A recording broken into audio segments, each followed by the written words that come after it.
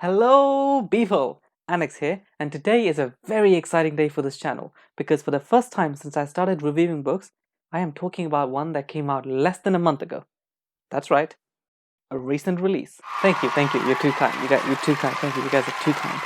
So which book is it? Well, just in case you clicked on this video without looking at the title or the thumbnail, it's The Trouble with Peace by Joe Abercrombie. It's the 8th or ninth book set in the First Law world and the second book in the Age of Madness trilogy. Over the last 4 months, I've read nearly 4,000 pages of Abercrombie and made nearly an hour of reviews on these books. Just a couple weeks ago, I finished A Little Hatred and my thoughts on that book was overwhelmingly positive. So does this one match up to the brilliance of that book? How good is The Trouble with Peace? Let's try to figure that out in this week's 5-point review. As always, this video is split into categories which I will discuss in depth to talk about the book. The first 2 of these categories have no spoilers in them, and the next 3 are spoiler-filled discussions. Without further ado, number 1, the other characters. So in the last review, I talked extensively about Savine and Leo and Orso, and that's because they were the most interesting characters in the last book. But in this book, Abercrombie's brought some of the other POV characters a bit more to the forefront. So let's talk about Vic, Broad, and Ricker. I think I'm saying that right. Ricker rhymes with pricker. I think Vic could have been an even more badass and awesome version of Savine if she hadn't gone through all of that trauma and bad luck from such a young age. I really like how resourceful she is. Like Orso says in multiple points, she's basically the only one getting anything done successfully in the story. She's callous and confident and strangely loyal, and I love all of that. There's even more depth and dimensions revealed for her character in this book, including her past at the prison camp in England, her relationship with Glocta, and all of that adds to the intrigue and awesomeness of her. And just like all of Abercrombie's best characters, there is never just that one thing that defines who she is entirely. She is much more complex than just an average simple one-note character. Occasionally, it feels like her only purpose is to move the plot forward though, and that's probably because, like I said, she's the only one who gets anything done, and she usually gets it done very effectively. Rika is another really interesting one in the story. She's probably the most unique character in this trilogy because of her powers. She's got the long eye, which means basically the power to predict the future, and that's clearly a soft magic system in Abercrombie's world. There's actually an almost meta line in this book that I really liked, where one of the characters says, "If there were rules, it would not be magic." In A Little Hatred, I didn't like some parts of her prophecy powers because I felt like it removed some of the tensions in the story. When the prophecy is so obvious, you know what the outcome of a scene or a fight is going to be, it's kind of boring to sit through it. This time though, her prophecies are a lot more vague and is used differently than the last book. Now the outcomes of storylines aren't as obvious, which is really important if you're adding prophecies to your book. After Orso, who is the only good person in this world, she's my favorite character in The Trouble with Peace. Then there's Broad. He's kind of boring. He got a good setup in the last book, and I thought it was going to go somewhere really interesting in this one. But no. His character felt like someone who just got things done for Savine. He's just an angry killing machine. Yes, he has second thoughts about all the killings, and yes, he cares about his family and stuff, but he's such a passive character in this book, and it feels really one note. It's nowhere near as interesting as any of the others. Also, Leo and Savine are still brilliant in the story, with a lot of development for their characters and their storylines, but we'll talk about that more in the spoiler section. Number 2, the pacing. I'll be honest, I don't really know how to analyze the pacing in a book in any technical sense. I'm just going off of my gut feelings when I read a story. That being said, the middle bit of this book kind of drags. This book starts out at a weird position. A Little Hatred sort of set up and resolved a lot of its storylines. So the beginning of this book feels like reading what happens to the characters after the end of a story. The fights are all over, there's relative peace in the land, and things are pretty quiet at the start.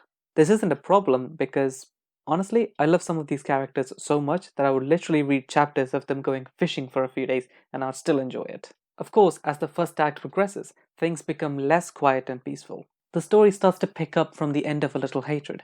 The premise becomes interesting. The end of the book is also great. That's why I have a whole category just called The Ending in this review. There's some brilliant conclusions to storyline. The emotional impacts of those bits are beautiful. Some of the best scenes in the book happen in the last 100 pages or so. But the second act of this book sort of drags. There's a lot of talking and setting up for the finale that I was kind of bored by. It wasn't enough to make me stop reading or anything. I still whizzed through the book in like 3 or 4 days. But on some of those occasions, I just kept thinking, can we get to the fun parts? Some of those talking scenes are really good moments of character work for Leo, Orso, and Savine, but the middle act of this book isn't as sharp in its execution as A Little Hatred.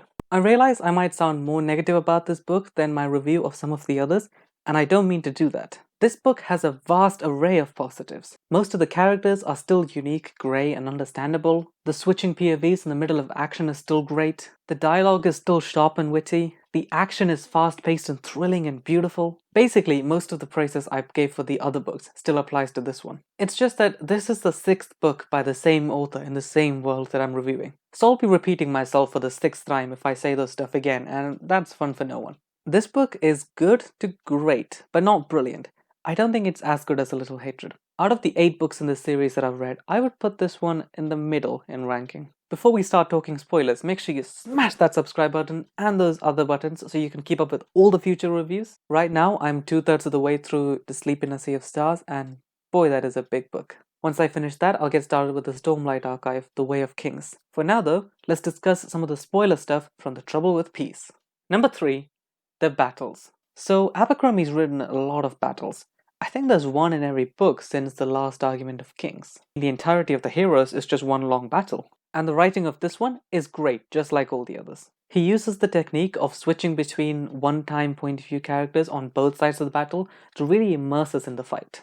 It's a technique that was introduced in the heroes, and I think that's where it was best done as well. In this book, the technique works really well to show us the bloodthirsty and brutal nature of war. One of them in particular, with the Northern Pikeman, was really good.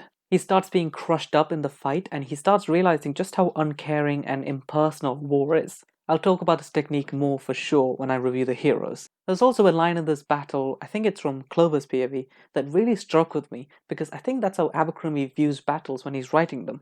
When there's a flood, do you waste time raging at the water? By the dead, no. You just try not to drown. Battle's no different. A natural disaster.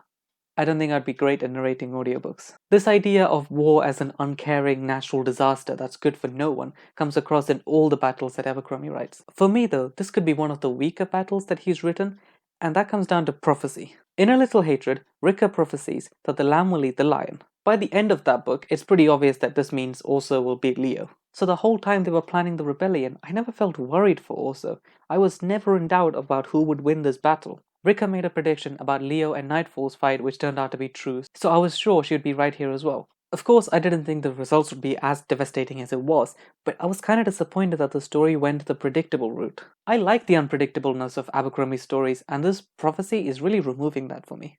It should get better in the next book though, because I don't know who the owl in the prophecy is. I have some ideas, but I'm just worried for Orso. He's the most decent person in this whole series, and I would hate for anything bad to happen to him. Just one more thing about the battle though. Maybe the point of this fight wasn't for it to be a high-stakes, tension-filled scene. Because I knew who was gonna win, it just made me annoyed at the pointlessness of it all. The useless waste of life and resources. I just felt angry about the greediness and the cruelty of the people in power and their complete disregard for the effects of their actions on the lives of ordinary people. I feel like maybe that's what Abercrombie wanted the reader to take away from this battle, in which case, it's perfect. Number 4. The Multiple POVs. After reading so much Abercrombie over the last 4 months, I sort of expected every book to have like 20 point of view characters. I think that's one of the biggest strengths of these books. In this one, he uses it to write one of the most frustrating scenes ever, the one with the open council at the trial. Because we see both Leo and Orso's POV, as the reader, Isha's plan is as clear as day. So reading that trial is like watching a car crash. Everything is about to go horribly wrong and there is nothing you can do about it. I realize the analogy of a car crash might make this next sentence sound really sadistic, but I really love that chapter.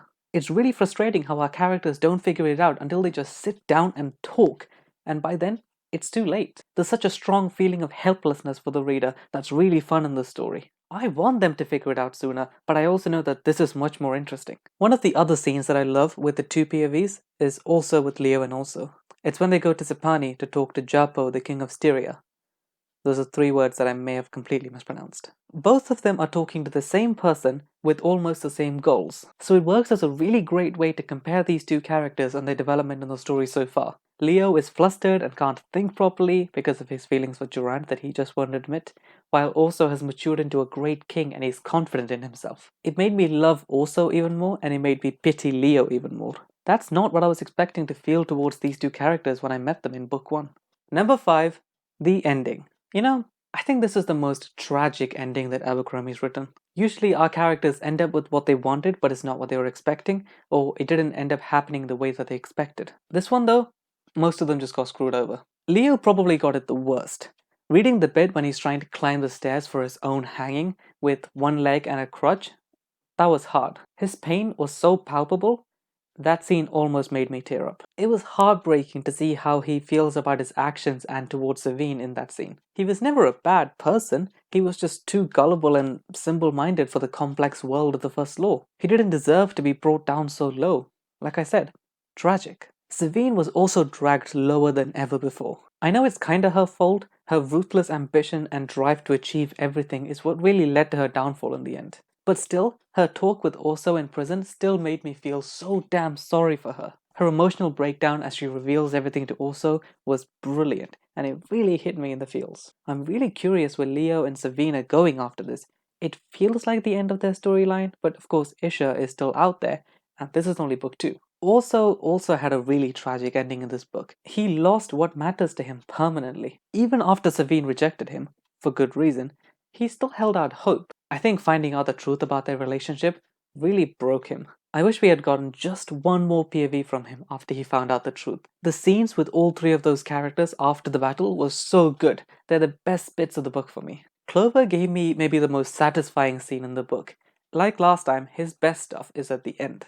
I loved the brutal yet casual way they took out Nightfall in the end. That guy deserved all of it and more, but cutting the tendons behind his knee still felt kinda really cruel. For some reason, I felt a weird kind of secondhand pain when I was reading that. I don't have much else to say about Clover except that I'm really interested to see how he's gonna work with Rika now. He's finally going to be talking to someone just as smart and cynical as he is. So let's talk about Rika. She's developed into the most badass character in this trilogy. Her long eye is much better in this story because she uses it properly. It's about making people believe that you know the future rather than knowing every single detail perfectly. I was totally expecting her to join Leo, so it was such a pleasant surprise when she actually invaded the North instead and conquered it. I love how she did it without shedding too much blood. She outsmarts all the other characters to succeed the most in the story. That worries me a bit though, because after all, the owl eats the lamb in the end. So this is another solid entry by Joe Abercrombie into the First Law world. It's got a lot of the classic Abercrombie stuff that make it a really enjoyable read. If you're still listening to me talk for close to 15 minutes now, just smash that subscribe button to see even more of this. You know you want to. Leave a comment about your thoughts on these books so we can start some discussions. It's honestly why I make these videos. Next week's review will most likely be To Sleep in a Sea of Stars by Christopher Paolini, assuming I finished it in time. 1,000 pages is a lot to read in a week, but I've been on the train and the tube quite a lot in the last few days, traveling to and from university, which has given me a lot of time to read. After that, I'm going to start with The Way of Kings, and I might also add in a bit of Terry Pratchett Discworld stories into that as well, just to spice up the reading. Any suggestions for future reviews? Let me know in the comments. Check out all those links, especially Twitter, because I want to stop tweeting into the void. Till next week, see ya!